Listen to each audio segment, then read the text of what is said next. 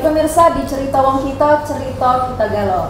Kalau tadi kita sudah banyak bahas, Farhan, tentang tugas dari KPID, sekarang kita bakal bahas nih tentang kualitas siaran dan juga tantangan pastinya di era digital sekarang ini. Kalau menurut Bapak Hasan sendiri, bagaimana KPID itu memastikan kualitas siaran di era yang serba digital sekarang ini, Pak? Ya, baik, berbicara masalah kualitas siaran di era digital. Jadi kalau kita berbicara masalah bagaimana keadaan lembaga penyiaran khususnya televisi di era digital saat ini apa secara terus terang kita bisa katakan sebenarnya era digital khusus televisi ini belum tuntas. Kawan-kawan televisi lokal ini justru sebenarnya dirugikan dengan keberadaan era digital ini. Karena apa? Karena masyarakat sejak perubahan dari analog ke digital ini minat untuk menonton televisi itu berkurang. Pertimbangannya apa? Penyebabnya apa? Karena masyarakat pusing memikirkan harus membeli bahan tambahan untuk menonton televisi itu. Ini survei kita kan. Dan program analog di Sumatera Selatan sendiri itu belum selesai. Di Oku Selatan itu masyarakat belum bisa menyaksikan secara tuntas tayangan-tayangan televisi kecuali memakai parabola di beberapa daerah ya, ini belum tuntas. Bahkan TVRI yang diberikan kewenangan itu mengalami kesulitan. Informasi terakhir tadi di Oku dan Oku Selatan itu baru pasang pemancar sudah hilang di Empat Maling. Nah, jadi seperti ini. Namun demikian saya pikir kalau kita berbicara masalah bagaimana kualitas siaran di era digital, ini sangat baik ya, sangat baik. Masyarakat meskipun ada pengurangan jumlah pemirsa di televisi, masyarakat merasa puas. Bagaimana kita menyaksikan hasil-hasil karya di televisi itu secara baik ya, jernih, tanpa ada embel-embel lagi yang warna yang tidak sesuai dan sebagainya. Jadi memang kawan-kawan lembaga penyiaran secara harus itu setidaknya melakukan perubahan-perubahan secara drastis untuk mengikuti perkembangan-perkembangan di era digital ini. Jadi memang harus menurut lah ya. Era digital kan sekarang nggak mungkin kalau nggak digital, apalagi sekarang ini betul yang Bapak bilang tadi bahwa sedikit menurun orang yang ingin menonton TV karena sudah tergantikan dengan media-media tadi. Tapi kualitas harus tetap. Ya, begitupun kawan-kawan radio ya. Kawan-kawan radio kan di sini sudah masuk era digital juga. Artinya kawan-kawan radio tidak bisa berdiam diri secara manual seperti dulu. Tidak hanya mengandalkan bagusnya, kekhasannya suara penyiarnya, tetapi mereka harus mengikuti perkembangan ini. Makanya seluruh radio sekarang punya namanya channel YouTube ya, sehingga radio pun bisa disaksikan lewat YouTube.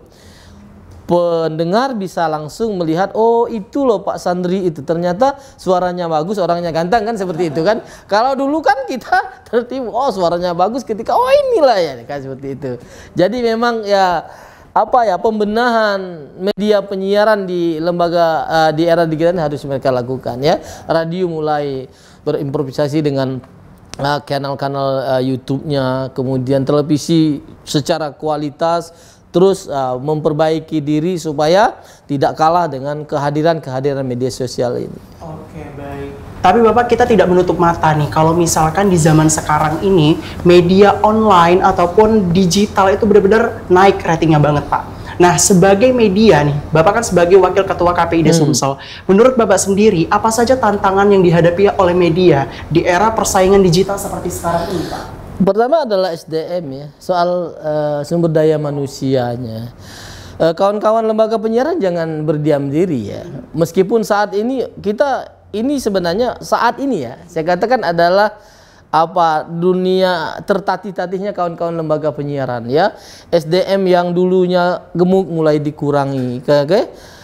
Nah, ini harus kita sikapi bagaimana supaya SDM yang ada ini benar-benar ya berkualitas ya, bisa bersaing dan bertanding ya. Jangan cuma bisa bertanding tetapi tidak bisa bersaing. Kalau bertanding kan artinya dia punya program siaran ini, kita juga ada, itu bertanding. Tapi kalau bersaing, mereka punya improvisasi seperti kita juga punya hal seperti itu, yang lebih bagus seperti itu ya. SDM yang perlu. Kemudian mungkin dari survei dari KPI adalah kendala peralatan ya. Kalau televisi ya saya pikir saya belum pernah menemui turut standar. Kalau radio ini banyak sekali pemancar yang sudah standar lagi ya.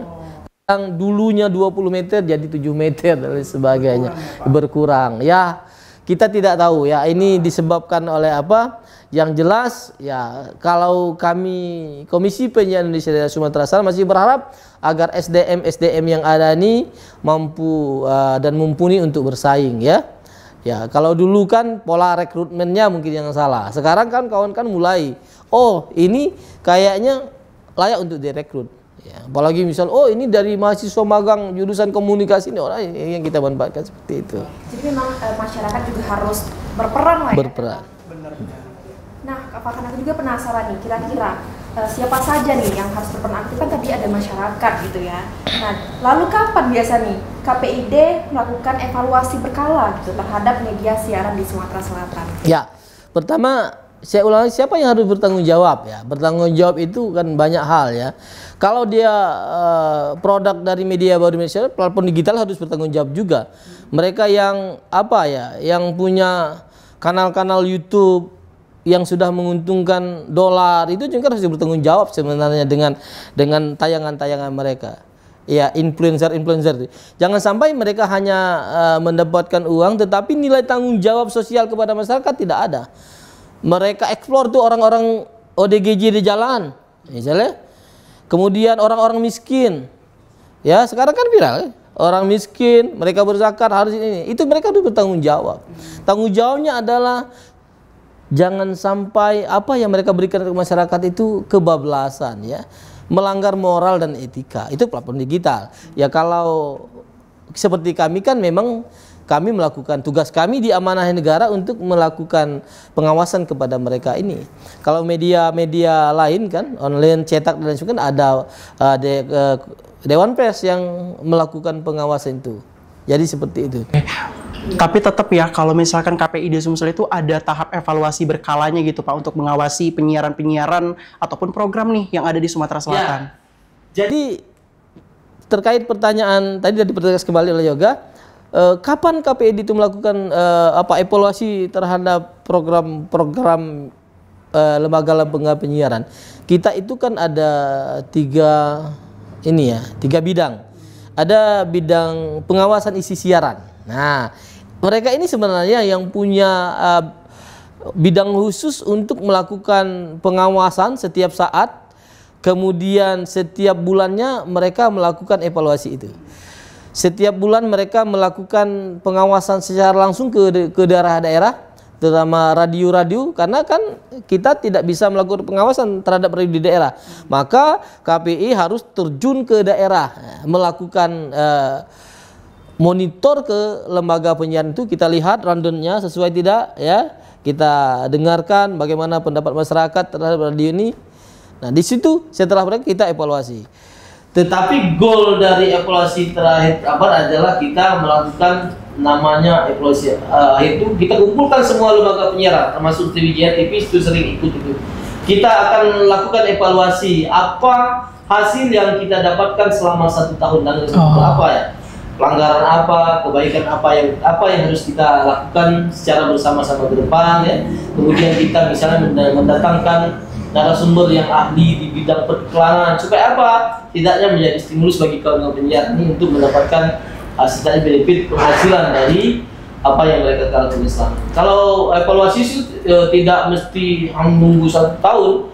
Ketika ada pelanggaran, ketika sudah ada ke daerah, maka kita terus melakukan evaluasi itu.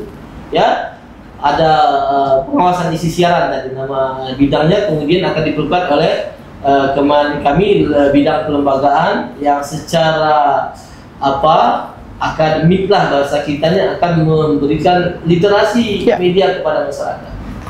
Dan Farhan, aku juga tadi sempat tertarik dengan edukasi literasi media. Dan itu gimana Pak? Dan mengapa edukasi literasi media ini penting bagi masyarakat saat ini? Ya, program yang paling utama di Komisi Penyiaran itu seluruh Indonesia adalah literasi media. Kenapa penting? Iya, sangat penting. Kenapa? Masyarakat sekarang sudah terkecoh dengan keberhasilan kehadiran media ini.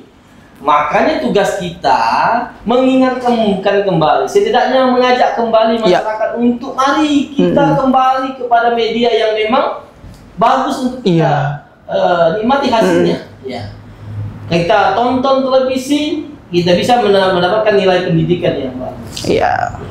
Jadi literasi media sebenarnya itu goalnya adalah bagaimana kita mengajak masyarakat kembali untuk kembali kepada platform media yang memang diawasi oleh pemerintah, yang memang media yang berbadan hukum yang mempertanggungjawabkan produk-produk siaran yang mereka berikan ke tengah-tengah masyarakat. Oke, berarti luar biasa sekali ya. Ternyata Karima tentunya juga dan pemirsa yang ada di rumah bahwa digital sekarang itu bukan hanya tantangan aja Pak, tapi ada peluang besar yang juga bisa kita manfaatkan untuk menjadi media yang berkualitas. Oke, tentunya pemirsa kita bakal balik karena setelah ini akan ada segmen terakhir Bapak, dan juga pemirsa jangan kemana-mana, tetap di Cerita Wong Kito, Cerita Kito Galo.